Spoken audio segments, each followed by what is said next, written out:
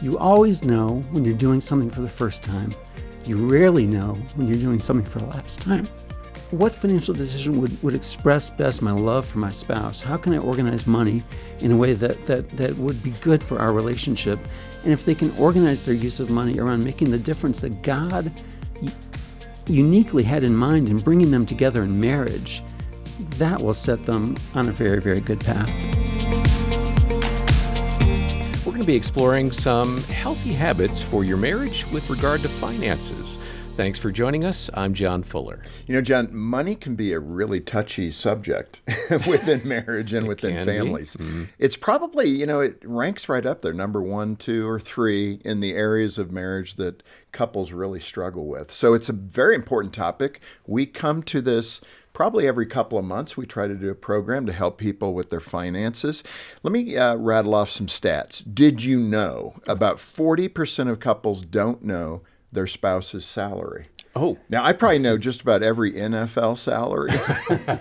What is Bo Nix of the Broncos making? But, that'd be an interesting question. Do you know more about the salary of sports figures and not your spouse, right? Wow. Another one, 28% of couples admit to hiding significant purchases or debt from their spouse. There are practical biblical approaches to money, and I think the main point is simply good to be reminded of how we should manage that money. Mm-hmm. Yeah, and it's great to have Matt Bell back with us. He's been here before. Our listeners really resonate with his insights. He's a personal finance writer and speaker, and he's the managing editor at Sound Mind Investing. And today we're going to be talking about a brand new book that he's written called Starting Strong, Discovering the Good That Money Can Do in Your Marriage. Matt, welcome back to Focus on the Family. Good to have you. Thanks so much, Jim and John. It's a pleasure to be here. One of the most interesting things with financial folks, planners, helpers, writers on the topic, most of them come from a place of pain. You're not born necessarily. Maybe you have an aptitude to accounting, I don't know.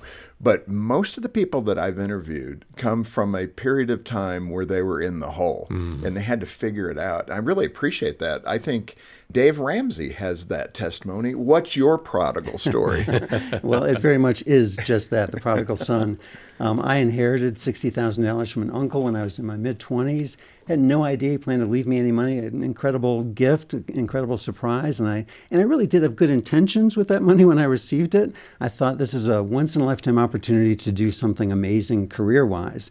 And I love to play golf. I love to travel. I thought, how can I turn all of that into a career? So I created a newsletter for people to take golf vacations.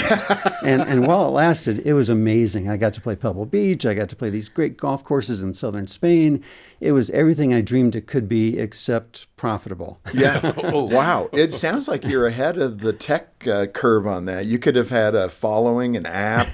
People would have paid you money to go play golf. Well, keywords were could have. Could have. It didn't really work out all that 20 years ahead of that one, right? Yeah. Yeah. Let me ask you this, Matt. If you would have invested that $60,000 in your 20s, you would have had $2 million by the time you were 65. Did you realize that? Well, very painful to think about that, but you're exactly right. Compounding interest is quite amazing, isn't it? You sound like some of my friends. No, that talk about that. I have talked to people that have given, put $5,000 for their kids who were just born, and they've shown me the models at average rates of growth from the stock market. You would expect about $1 million when that 1-year-old turns 65. It's amazing what it can turn into. Without putting any more into it. But in my case, I took the $60,000 and transformed it into $20,000 of credit card debt. Wow. Okay. Now let's speak about that, the $20,000 of debt. You've got to do a lot of things wrong to do that. And I was doing a lot of things wrong. But it was a huge wake-up call. It was very humbling to see that dream die, to see, the guilt of squandering my uncle's hard-earned money and that sort of thing. So I moved home with my parents for 6 months, and I was really down for the first couple of months that I was out there.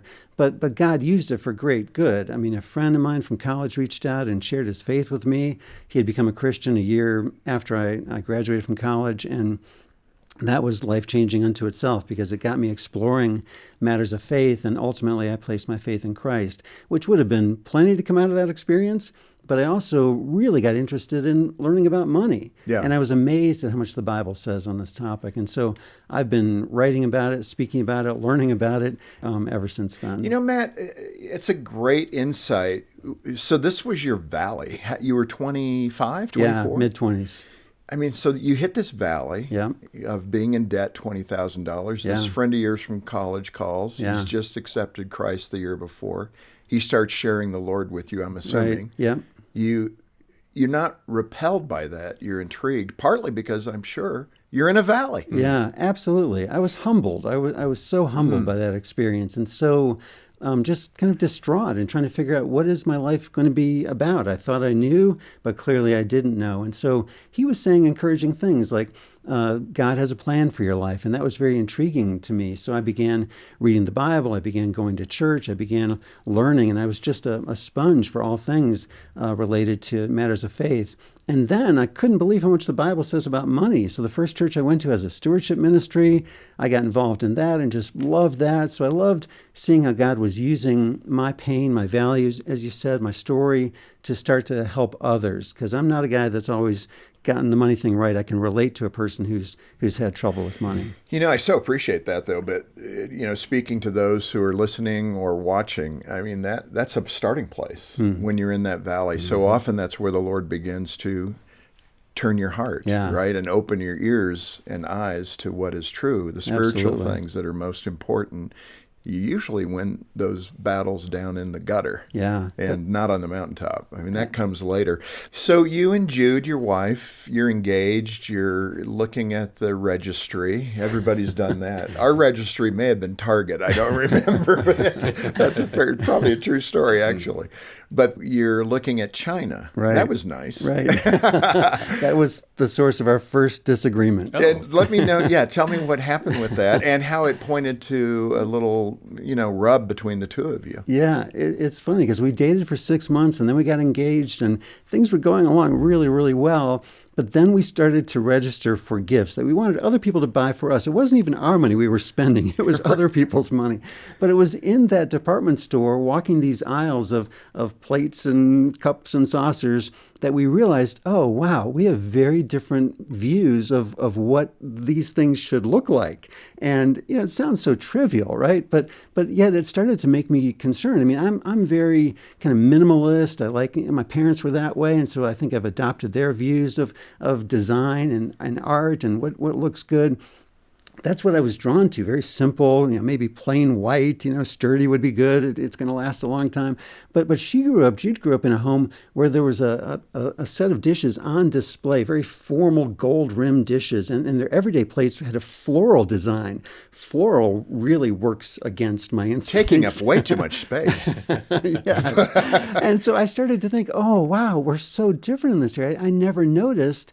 And so I started to think, oh, what other things in my life are going to have floral designs on them? And it started to be a little bit fearful. But, it's a funny anecdote, but really it pointed to the need to have lots of conversations and try to come together. And I think over the years, I've kind of moved toward her and she's moved toward me on design issues. So we've come together. But that was the first example of, wow, we're really on different pages on something. Let me mention this, though, talking about arguments. According to one study from Fidelity, the resource management firm, rather large, they say as many as 25%, that's 1 in 4 couples, call money their most significant relationship challenge. Yeah. So that's a big number. Yeah. And probably, if you look across the arc of decades of marriage, it doesn't go down typically. It still rests in bubbles 1, 2, or 3. What's happening with those couples? Yeah, I think initially when couples come together in marriage, what's happening there is that, people don't enter marriage with a blank slate. We all bring something into our marriage. We bring stuff into our marriage. We bring how we saw our parents deal with money into our marriage that we may not even realize the degree to which it still works on us, but we bring that. That's a big factor. We bring our hopes and dreams around money that might be very different from our spouse. We bring certain early experiences we've had with money. In my case, I had a lot of debt, and that was a very traumatic experience. And we bring very different temperaments into marriage. And these things don't naturally just fit together. And so that's a source source of a lot of friction and a lot of having to work things out early in marriage. But then as time goes on, I think it's a failure to communicate. I mean, as you mentioned, people don't even know what their spouse earns for a living. That's just a failure to communicate. So just more communication around money and most things would probably help. Yeah, for sure. Yeah, along those lines, Matt, Jim mentioned this couple that got engaged and married, and she had no disclosure about sort of where she was at with her debt. You advocate full disclosure about all of that for couples that are getting married or have recently married. Yeah. What's the importance of that? Yeah, I advocate full financial disclosure before marriage and complete ongoing financial transparency after marriage. You don't want to be surprised when you get married at what you're actually married into with all this debt, because I really believe, the vision for marriage in the Bible is oneness, it's unity. And so if one spouse was really wealthy before marriage, now, once you're married, you're both very wealthy. If one spouse had a lot of debt before marriage, when you come together in marriage, now you both have a lot of debt. There's a great story that I have from my past where a couple that I know, Scott and Karen, she brought $50,000 of non-mortgage debt into their marriage. He called it a reverse dowry. and he had That is so true. He had a great attitude about the whole thing, though, because she would always say early in their marriage, oh, my debt is keeping us from doing this or that. My debt, I feel so bad about my debt. And he would always correct her and say, it's not your debt, it's our debt. And I think that's a really bold act of leadership, act of love to take that perspective. So I just want there to be no surprises. I want there to be full disclosure, maybe not on your first date, but as things start to get serious in a relationship, it seems to be headed toward marriage. Now let's understand, how much are we each earning? How much do we have in savings? Are there any traumatic stories in our background around money? And then ongoingly, both parties should have access to all the finances. Yeah, and a surprising number of people never have the conversations. Yeah. Well, we're trying to encourage you to have the conversations today on Focus on the Family with Jim Daly. Our guest is Matt Bell, and we're talking about a newly published book called Starting Strong, Discovering the Good That Money Can Do in Your Marriage. And if you find this content meaningful, hit that subscribe button so we can keep growing and improving together. Matt, what are some ways that couples can create that financial unity? What are some practical tools they can use? Yeah, one of the things is simply having conversations about the past.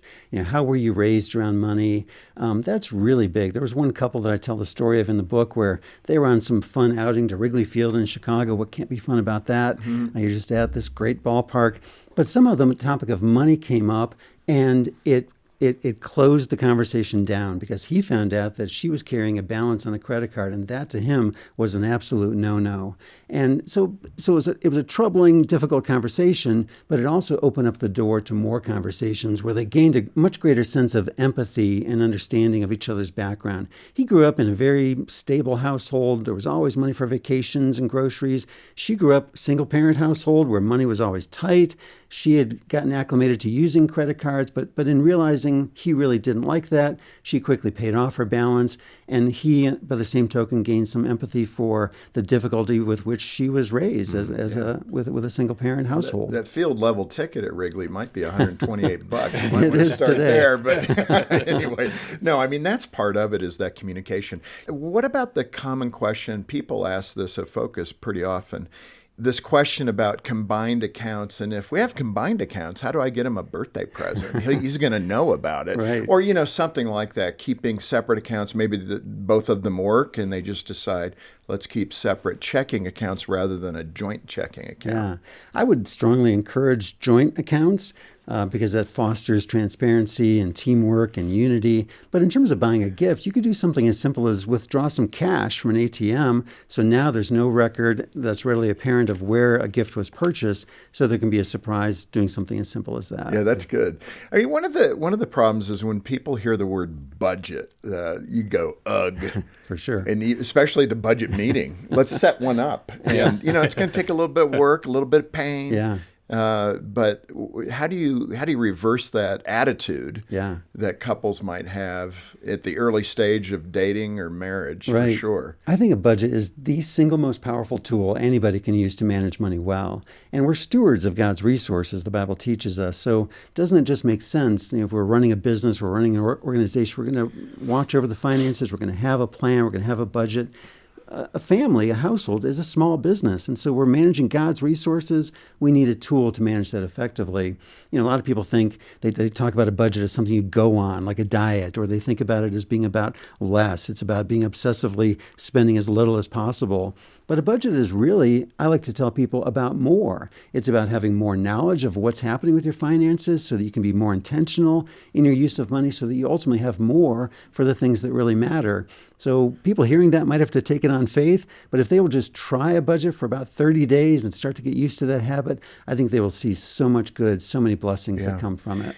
Your book, Starting Strong, has many gold nuggets in it. The one that caught me as maybe the mother lode is this idea that normally we start with expenses, savings, and then giving. Yeah. And you say flip that, start with giving. That's right. That's an amazing thought. I'd never thought of that. I mean, I did it the traditional way. Yeah, it's very countercultural. I tell people in a variety of workshops, if you take nothing out of this workshop today, take this. The order with which you use money will make all the difference. And with a married couple, it'll make all the difference in their finances. It'll make all the difference in their marriage. And so think about it. There's only a few things you can do with money. You can spend it. You can use it for debt payments. You can save it. You can invest it. You can give it away.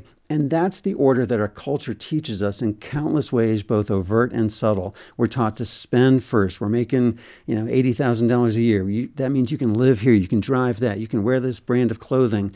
When spending comes first, debt is just a given, I've found. And if any money's left over, some might be saved, invested, and given away. But typically, there isn't much left over. So if we flip that, the Bible says, honor the Lord with your wealth, with the first fruits, the first portion of all of thy increase, one version of the Bible says. So if we flip that equation on its head and we say, we're going to honor the Lord with the first portion by giving to his work in this world. We're going to give first.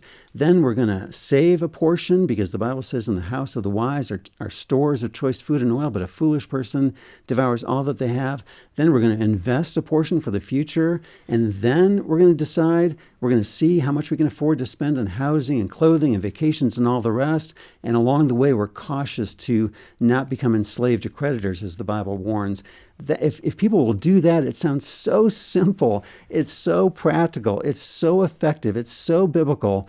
And yet it's so rarely practiced. But if people will do that, it will serve them so well. Yeah. I don't, this is not to brag, but somewhere early on in my Christian walk, the Lord impressed that principle on me, not because I was going to get X, Y, Z out of it. I didn't see this as a promise. I just saw it as a prioritization.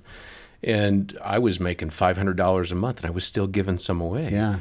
And I've gone through old records, and I've been finding out, when we were first married, it was hard. We couldn't afford a Christmas tree. There were a lot of tight times, but God was so faithful. And I think part of it is because we did that. So is it 10%? Is it 5%? How do I determine that I'm going to start by giving first? Yeah, and that's a fair question because I think people need guardrails. They need some guidance about that. And so the Old Testament teaches very clearly a tithe or a tenth part, 10% of income. That's a starting point. In the New Testament, Matthew 23:23, Jesus seems to affirm the tithe, and yet every example in the New Testament goes beyond it. You got Zacchaeus giving half, you've got the widow giving all, and that's what Jesus did with the laws. Is he changed them from letter of the law adherence to spirit of the law, and I just think it makes sense to use that as a helpful biblical starting point. And that's the historical biblical starting point, 10%. It's not the intended stopping point, and I think if people will embrace that, they will see so much blessing that comes from that because that enables you to join with, God doesn't need our money, right? Of course, but it enables us to join him in his life-changing, eternity-shaping work in the world. And if we can do that, that will bring so much joy, so much meaning to our lives. So many people I talk to, couples that recount their early years, and they'll say often, those were great years. But we didn't have a bed. We didn't have a couch. We didn't have a table. That was Gene and I. You didn't have a table, right? No, we didn't. We had no furniture because I had just gotten back from Japan a couple of years before. I said, we can make a futon, we'll just throw blankets down until they're soft. So buy 3 or 4 blankets, that becomes your mattress. And then here we go.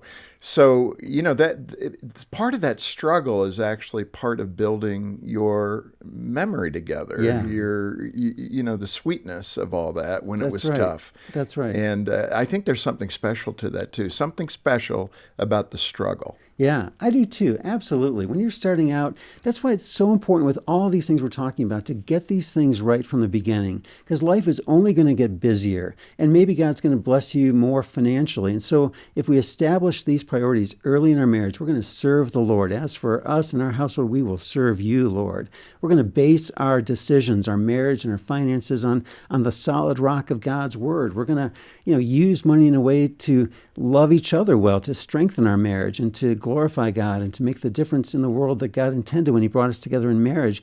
Make these decisions early. And, you mentioned kind of the early, many people experience that sort of early difficulties and financially in their starting out years. John Rockefeller, one of the wealthiest people that ever lived, he said, I never could have tithed on my first $1 million if I hadn't tithed on my first salary, which was $1.50 a week. Wow. And I think there's an important point there. There's an important point for kids there, teaching kids about generosity, and an important point for our marriages. Let's start there, and let's see how God blesses that over time. And I feel very confident that he will. The most common thing, I think, is if you only knew the mountain I face. I can barely scrap by. How often is it that you look at somebody's finances in that consulting role, and it's really perspective over everything? It just means you can't do certain things. Can you pay your rent or your mortgage? Yeah. Can you buy groceries? Can you take care of transportation? Right. And then beyond that, it kind of ends up being wants, right? Yeah. I mean, there are probably other things. You might have medical issues. I get all that, and everything's unique. But what's that rhythm that you normally see with young couples where, the advertising world has done a number on us, and we think we need those shoes, we need that coffee, we need whatever. Right. And in fact, you don't. Yeah. I just encourage couples to live countercultural lives and to take their cues from the Bible. It will be a countercultural life. It'll be a life that isn't what your friends are necessarily doing or what you see on social media, but it will be a good life. So base your decisions on what the Bible teaches us about money. Get those decisions right early on. Make those convictions something that's really clear from the beginning of your marriage. Some couples do really, really have significant financial struggles, and God's going to meet them there. There's compassion for that. We're not about legalism and legalistic adherence to certain teaching in the Bible. But I think if people will orient their use of money around what the Bible teaches and be convicted by and motivated by what it teaches, and to make those distinctions between needs and wants, because a lot of times wants can morph into needs very easily. But if we orient things financially and otherwise around a biblical approach, over time, it will work well. It took me 4.5 years to get out of debt. It took time. It wasn't just going to happen instantly, and it may take time for couples to get into a better place financially. Be patient, put honoring the Lord first, put loving each other well second, put making a difference in the world third, and start to orient your finances that way. It may not change radically overnight, but eventually you'll be on a very, very good path. Oh, that's a good word, Matt. Allow me to interrupt for a moment to say how much I appreciate you watching. If you find value in this content, please subscribe by clicking below. It'll be a big help. Now, let's get back to the show. So you and Jude were living in Chicago. I'm sorry. I don't want to tease all our Chicago listeners. But you had a hefty property tax bill. How did you manage that? If you're willing, what was the amount and how did you dig out of it? Yeah, it was $1,000 a month. And this was not even a large house. For how many months? Every I'm month. getting to the... Every month. It was, every month. So $12,000 annual property tax bill. And when I first got that bill, I was shocked. I guess I just hadn't really done the homework of what we were getting ourselves into. That's big. It was huge. In fact, when I saw the bill the first time, I thought maybe one of our kids had been kidnapped and this was a ransom note. It just seemed crazy high. But that was a wake-up call to me because we had to really scramble to come up with the money for the property tax bill. But ever since then, we've been taking 1/12 of the annual amount of all of these, kind of what I like to call periodic bills or expenses, things you're spending money on sometime during the year, but not necessarily every month. And we're setting it aside into savings so that when the bill comes due, the money is there. This is a great thing to do for vacations, for Christmas gifts, for the annual home insurance bill, the semi-annual car insurance bill, if you'll put aside 1/12 of the annual amount of all such bills and expenses, and then the money will be there when the bill comes due, and that's a beautiful thing. You know, we and I agree. I mean, it takes a little discipline. I think Gene and I did the old envelope thing early on. Yeah, very effective. That just put actual cash in Yeah. envelopes, and then we did start stealing from here or there. But, you know, as long as it works, right? You're not going over it. Yeah, it's okay. I mean, it's really just, it's right there for you to see and to feel and to touch. Right. But part of that was paying off those semi-annual or annual payments regularly, you know, just tuck it in that envelope and then go turn it into the checking account, write the check for it. Yeah, it was one of the most freeing things that we did, this idea of setting aside 1/12 of the annual amount of all these periodic bills and expenses. I mean, if you take a vacation and then you figure out how to pay for it afterwards, that really puts a damper on the vacation. But if you go on a vacation and you've been saving for it month by month, then you have fun. That just adds a lot more peace and It's not enjoyment a to it. burden. Right. How I'm going to pay this off, right? That's right. You know, in that regard with the house, it's really important for younger couples particularly. That's a great goal, and that house becomes a great asset for you. If you hit something and you need to borrow against it, that can be something you can do. You don't want to do that, but, you know, again, your house and being owned is a great asset. The point I'm making there is states where the state tax is high, the real estate tax is high, like you said, $12,000 a year. Yeah. You have to calculate that before you buy, because it might be wise to continue to rent until you can accommodate a $12,000 annual tax payment. Yeah, for sure. Yeah, and there are a lot of expenses people don't realize when buying a house. I mean, for sure you should account for the taxes, the upkeep on the house. yeah. That's a really big one. When I look at people's budgets, I see time and time again either no money or not enough money set aside for both home repairs and maintenance and also for cars as well. So that can be a real wake-up call for people when they see just how much it costs. Typically, I recommend 1.5% of the purchase price. So you got a $400,000 house, that's $6,000 a year for maintenance and repairs, so that's $500 a month. That sounds like a lot of money that maybe people weren't planning for, but that would be the better part of wisdom, to purchase a house where you can do that. But sometimes it's exciting for young couples, and they overreach and do something like that and don't count those costs. Yeah. And you really need to. Really important to do that work up front before you get to the showroom. Talk to people who have owned it. Yeah, absolutely. That's the best thing. There's a great book on decision making out there that is this funny kind of look throughout the book about how people tend to make bad decisions. And at the end of the book, the advice he netted out the advice is exactly what you just said. Talk to other people who've made that decision and see how that worked out for them and what would they have done differently. You know, this idea just struck me, but Gene and I have a will. I hope everybody has a will as well. Yeah. But, you know, one of the things that we talked about is if we can afford to do those things, because camping was so big for our family, for Trent and Troy growing up. They love it. They have said many times, those were the best experiences of our family. Yeah. And so, you know, as you get older and your kids get married and they have kids, what a wonderful thing. If you can afford it, Yeah. why not do that for your young adult children with your grandkids, Right. and maybe spring for that and take care of that so they can have those experiences if they can't afford it. Would that be a good way to spend some money, perhaps? Absolutely. Without spoiling them. Yeah, I mean, and you said the key words, as long as you can afford it. If you've got the wherewithal to set aside a certain amount of money for vacations, that tends to be the most satisfying way to spend money, is having experiences together. In our household, I drive an older car by choice. I would rather, and that's an important skill, is to learn to make trade-offs based on what's most important. I love to travel. I love the memories we've made as a family when we've traveled and had adventures together. So I will happily drive an older car in order to make that happen. What are some helpful ways to overcome debt? The practical way. Let's say you have $50,000 in debt early in your marriage. Yeah. What do you do practically to say tackle it? Yeah, great question, because it's very common for couples to enter marriage with debt.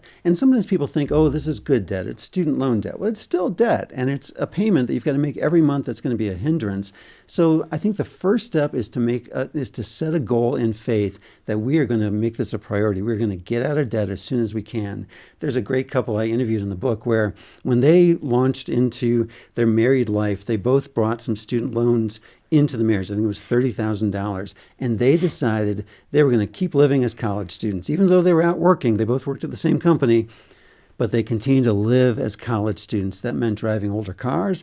That meant not going out to eat very often. That also meant they were so committed to getting out of this $30,000 of debt early. They also both had side hustles. So, for example, he would buy things online like trailers, fairly expensive items, and fix them up. He'd buy them for a song and then paint them and fix up the lights or whatever needed fixing and then resell them. They were so committed to this together that they paid off that 30 grand of student loan debt within a year. And then they saw God's blessings in that. I mean, certainly they were freed up financially, but what they didn't see coming was a leadership scandal at the company that they both worked at. They both resigned because of it. They didn't want to be part of that company anymore. No job lined up. They had the financial wherewithal to be able to handle that and to then move home to where they're from, which is what they ultimately did. You recommend allocating 15% of our income into savings and investment. Could you cover those? 15% seems reasonable. A lot of companies give matching opportunities to a certain percentage. That's right.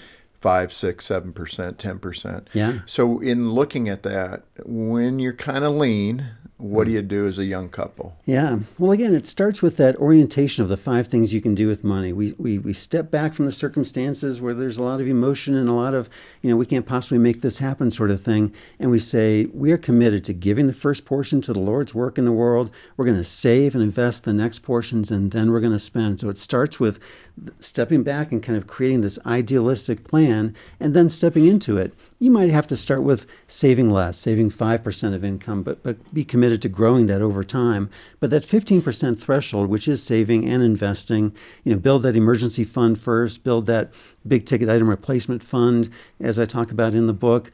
Money you allocate for these periodic bills and expenses, that isn't extra savings. That isn't part of the 15%. That should just be on your cash flow plan. You've got a $1,200 insurance bill. It's $100 a month, so that's already there. But the 15% will help you build a sufficient emergency fund, and then once that's built, you can start to invest that money. This is Focus on the Family with Jim Daly, and we're getting some great insights from Matt Bell today. He's written a great book called Starting Strong, Discovering the Good That Money Can Do in Your Marriage. And if you're loving this conversation as much as I am, subscribe to this channel. It's a great way to stay connected. Matt, you describe our spending types. Now we're getting into the nitty-gritty. And this goes back to those common, labels from psychology, the choleric, the sanguine, the phlegmatic, and then melancholy. So let's hit those. The choleric, what is our financial connection to that personality type? Yeah, and the fact is there are financial connections to each one of these temperaments, which I think is really fascinating. I mean, I think temperament's a fascinating topic unto itself. If you do that as a couple, you discover how God has uniquely wired you, and it's just if you, once you figured it out, it's as if somebody's been watching you all of your life and they know things about you that you didn't realize other people knew. So it's a fascinating discovery that you can do together. But the choleric is the type A, hard-charging, get it done, very disciplined sort of person. And financially, they can be really good at pursuing goals and tackling goals. So if you've got a lot of debt and you're going to set a choleric on the path of getting out of debt, they will get it done. Every temperament type has certain financial strengths and certain financial weaknesses. So the choleric can be so focused on getting things done that in a marriage relationship, they can tend to run ahead of a spouse sometimes and maybe make investments without talking about them or make certain purchases without discussions. So they need to slow down a little bit and make sure they're including their spouse. No, that's good. Okay, let's move to sanguine. Yeah, the sanguine is the life of the party, outgoing, extroverted sort of person everybody loves to be around the sanguine. On the strength side, financially, sanguines tend to be very generous. They tend to be very generous in giving to the Lord's work, generous in giving gifts. They really take a lot of fun and value out of that. On the downside financially, because like I said, each temperament has both a strength and a weakness financially, they tend to not take to the use of a budget. That's too analytical. Being an extrovert, I can relate to that. So that is a flashpoint, obviously, in the marriage. It can be, yeah, especially if people with very different temperaments, which is very common, come together in marriage, that can be. So it's really helpful to understand that. Someone who's a melancholic temperament type really takes to the use of a budget. Marry someone with a sanguine temperament type who really doesn't take to the use of a budget. Well, hey, it'd be the better part of wisdom to have the melancholic person take care of the budget, talk about it, kind of lead the discussions about it. Both need to be involved in setting goals and that sort of thing, but don't expect the sanguine to suddenly become an accountant. Yeah. That's not going to happen. Okay, and then what about phlegmatic? Yeah. What about those folks? So the phlegmatic temperament, this tends to be the most likable temperament of all four. They're very likable. They're very peaceable. They're very easygoing and kind of steady as you go. Employers love to have people with a phlegmatic temperament on the payroll because they will show up on time and they will get the job done. They're kind of what the Bible might describe as the steady plodders out there. On the downside, I mean, this is both a positive and a negative wrapped in one. They tend to be savers. So it can be a good thing to save money, but they can tend to be kind of cheap as well. So letting go of that money that they've saved can be a challenge for them. That's funny. So are there good matchups here? That is this part of the premarital counseling? Yeah. Oh, you're choleric. Well, you should be up with a phlegmatic, and yeah, I'm not sure that that's even possible. I mean, well, let me ask it that way. You can probably have a different approach, even though that may be your core. That's what we would say with marriage counseling. I mean, these are your base operating systems. Yeah. But you can learn new operating systems. Yeah, you can learn to manage it. Yeah. Your temperament is not going to change over your lifetime, but you can learn to manage your temperament. My primary is choleric, and so I'm very project oriented. I've had to learn, and believe me, I'm still learning, people first, then projects. I've had to really learn that. And don't run over people in pursuit of getting a project done. So we can learn to manage these things, but our temperament, our core tendencies, typically don't change. Okay, what do you think you are, John? I don't know. I was going to turn it back to Matt and ask him. But go ahead, disclose. No, I think it's probably a combo, but I think I definitely have that sanguine thing. But I can be pretty pragmatic too. Yeah, well, we each have a primary and a secondary, and there may be elements of the other two in our makeup as well. But we typically have a primary and a secondary, and they can show up in different circumstances sometimes. Maybe a high stress situation, you're more one than the other. Maybe in a purchase decision, you're more one than the other. So it's a fascinating, you're not just going to get this done in one sitting. You're going to discover this over time.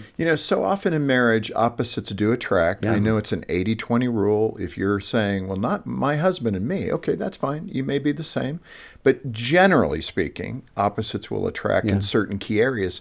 In counseling couples and finances, do you find that is true with these four distinctions, that opposites tend to attract? Absolutely. And especially spenders tend to marry savers and savers tend to marry spenders. Now, why did God do this? And it's kind of fun when you're dating. Oh, this kind person, of fun. Yeah, this person comes at money so differently. Isn't that kind of cute and fun and sort of winsome? But then you get married and those things that were so sort of fun are now it's serious. Well, now the hard work of marriage starts, right? Yeah. How to become selfless. That's right. And have a better attitude toward the opposite. Yeah. But if you can learn to manage your temperaments, where you learn to play to each other's strengths and kind of manage around each other's weaknesses, that can be a really beautiful thing, but it's not the easiest thing. It takes time and intentionality. Yeah. You also speak to the delusions of dinkhood. Yeah. So you got to remind us, what does dinkdom mean? And then what are those delusions of dinkhood? Right. So dink is double income, no kids. When couples come together, typically today both are working. And so it's very easy to start to envision the sort of life you could live with these two incomes combined now. We just need one place to live, but we've got these two incomes, and you can start to dream of this really big life. Or you set patterns of expense that won't be sustainable once you have additional expenses come into the home, like kids. That's right. And so I remember sitting across the table from a couple where they had a big life going. They had a very nice house that required a hefty portion of both of their big incomes. They had two leased vehicles. They had nights on the town. And then one of them lost their job. And now there's stress. Now there's even some anger between them about the loss of the job and what that means to their lifestyle. So I really encourage couples to go slow with a house purchase decision.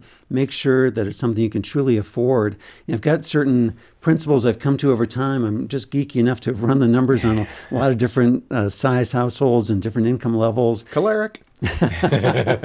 Exactly. With a secondary of Mellencott. Yeah, right. So that really, Mr. Numbers. yeah. So 25% of monthly gross income for the combination of mortgage, taxes, and insurance is pretty much the max that I think a couple can spend on housing. All the better if it's more like 20%. And here's the kicker. I really encourage people to try to do that on one income. And people say, what? That's impossible. But I'll tell you, the best financial advice that Jude and I got when we were getting married is to base your lifestyle and major purchase decisions on one income. So that's what we did. When we bought, and we rented for the first 10 months, and we bought a condo, and the condo we could afford on my income alone. We both had a vision of Jude being able to stay home with kids if God blessed us in that way. And so we were working toward that. But even if a couple doesn't have kids, if you're building your lifestyle on two incomes, it's a big problem and a big stress point if one of them loses their job. So buy a house you can afford on one income and set your lifestyle accordingly. Yeah. Hey, let me ask you, and this is serious, and I think it would have popped up in some young people's minds today. I mean, this fear that really exists in 20, 30-somethings about having children because they're so expensive. And they get bombarded with that. You're going to spend $250,000. I don't know what the latest number is, but that was a number I saw from somebody. And they get panicked. Where's that money coming from? Right. But that's, again, even if that's accurate, that's over 18 years. Right. So speak to that fear that is gripping so many young couples right now that more and more are deciding not to have children, which is antithetical to the Lord's blessing for us, I believe. Yeah.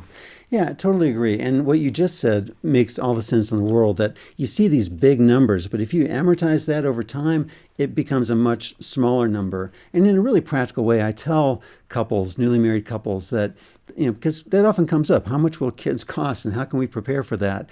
But if you think about what you're spending money now as a couple without kids, you're spending money on entertainment and certain types of vacations and certain other things, that those expenses will tend to change when you have kids.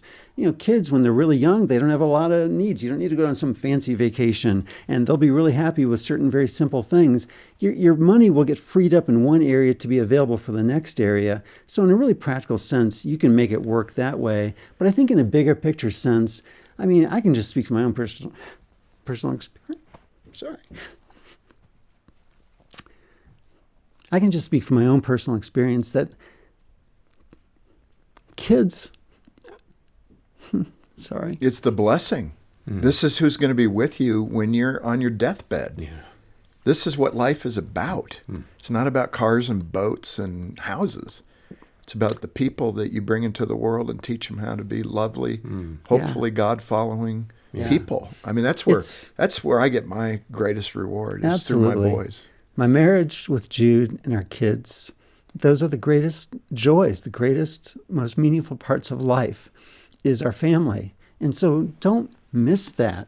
Don't read a headline about the cost of kids and then miss that.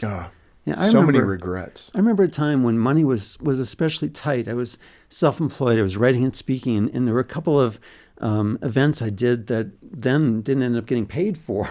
And I remember being very stressed about it. And I remember getting up in the middle of the night and going and looking in on our kids. And I just thought, this is what it's about. The bills will get paid. Things will work their way out. But don't miss the blessing that family is. Don't miss the blessing the kids are. They're a ton of work. You'll be stressed at times. You'll be worried at times. And there's nothing greater. There's no greater gift than family. I so agree, obviously. But, again, so many young people are gripped with that fear. And the spirit of fear is not from God. Money, and things do get met. Those needs get met somehow. That's right. Money shouldn't rule. One of the couples I interviewed, this great couple, I first met them when they were in their 20s and just out of college, and both working in full-time ministry. And they were just this cool, fun couple to get to know, really doing things right from the very beginning. They thought they couldn't tithe, but they used a budget, a really practical tool, and found that they could. And now I caught up with them 15 years later. They've got 3 kids. One is severely disabled. And you think, boy, young kids, that's a stressful time of life unto itself. But you throw into the mix a severely disabled child, they would have every reason to be stressed. When I reconnected with them, they were so at peace. It was remarkable. And money isn't the only factor that leads to that peace. But for them, financially, understanding each other's temperaments enabled them to, as they said, bend toward each other, to build greater unity in their marriage. And they also said that, we know where our money's going and what's happening financially because we're using this crazy tool that people don't like called a budget that turns out to be very effective. But money doesn't rule. That's a value we've established in our lives, that if we go to a restaurant, we meet a server who clearly has some need, and it's not in our budget to bless them with some extra tip, we're going to bless them with that extra tip. Money. Sorry. I just think that's a great perspective. Money doesn't rule. We manage money. We're good stewards with money, but money doesn't rule. Ron Blue, who wrote the first biblical money management book I ever read called Master Your Money, he said, don't plan God out of your finances. We're called to be planners. The plans of the diligent lead to profit as surely as haste leads to poverty. But don't plan God out of your finances. You can plan and organize and envision, but ultimately you've got to leave room for the leadings of the Holy Spirit. Well, Matt, I can clearly see where this is connected with your emotions, and I love it because I think right at the end here you have really probably done your most effective teaching for us, in terms of perspective and thought and how to put it in the right order. And it comes right from your heart. Well, Jim, I heard a quote recently that it's been very impactful. And that quote simply says, you always know when you're doing something for the first time. You rarely know when you're doing something for the last time.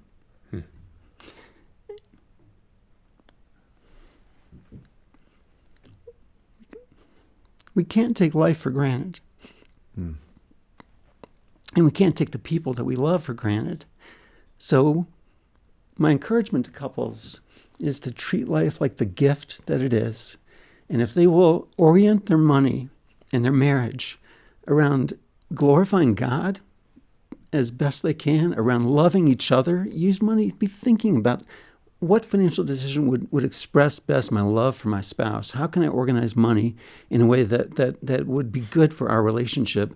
And if they can organize their use of money around making the difference that God uniquely had in mind in bringing them together in marriage, that will set them on a very, very good path. Whew, what a place to end. And Matt, you've kind of brought the wood, as we say in baseball lingo, but thank you for investing the time to do the research, to create this book and to help young couples, but all couples really, better understand how to put money in its place and to do it well.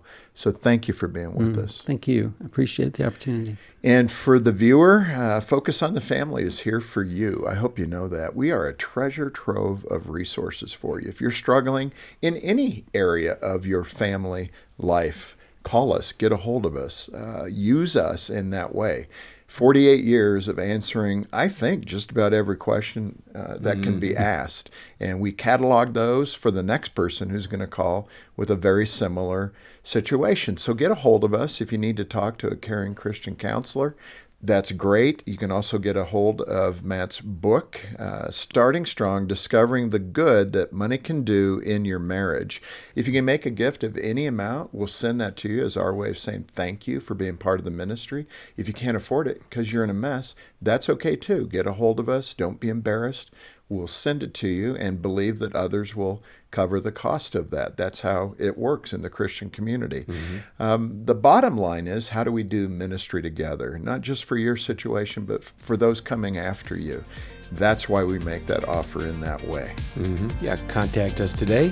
Our number is 800, the letter A in the word family, or click the link in the description below.